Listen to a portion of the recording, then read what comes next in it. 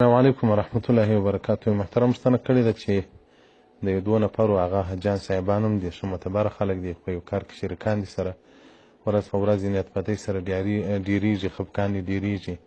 نو اوس د درېیم څوک چې صلح د دوی په مابینځ کې کولی سي، د هغه په توسط جوړېدلی سي، نو چې نیکې غاړې بندېږي که نه بندېږي. محترمه بالکل یې غاړې بندېږي. او دې حجان صاحبانو ته ووایه چې د ابي هريره رضی الله څخه روایت دی چې رسول الله صلی الله علیه وسلم بارک وایي تفتح ابواب الجنة يوم الاثنين ويوم الخميس. د دوشنبې په ورځ او د پنجشنبې په ورځ باندې د جنت دروازې خلاصیږي.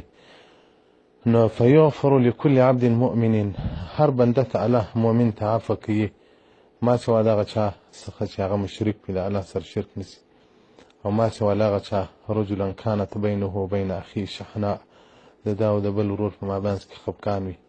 نو فیقال انظروا هذین حتی یصطلحا. تر هغه وخت پورې دې ته مغفرت نه کول کېږي تر څو چې دوی په خپل مابینځ کې صلح نه وي کړې. او دغه رنګه د رسول الله صلی الله علیه وسلم بارک څخه روایت دی چې صحابي وایي ما د رسول الله صلی الله علیه وسلم بارک څخه واورېدل من هجر اخاه سنة، که څوک یو کال د مسلمان ورور څخه خوابدی سو فهو کسبک دمه، دا داسې ګناه لري لکه د هغه وینې چې دوی کې. او دغه رنګه د رسول الله صلی الله علیه وسلم بارک څخه روایت انس بن مالک راته وایي چې رسول الله صلی الله علیه وسلم بارک وایي ولا تباعزوا ولا تحازتوا ولا تدابروا وكونوا عباد الله اخوانا. تاسې یو له بله حسد وکړئ نو بغض ما سره کوئ. نو محترمه بالکل غاړې بندې دي، تاسې صلح وکړئ، صلح خیر ده د مسلمانانو په مابینځ کې، او تاسو ته الله جل جلاله ډېر ثواب در باندې درکوي.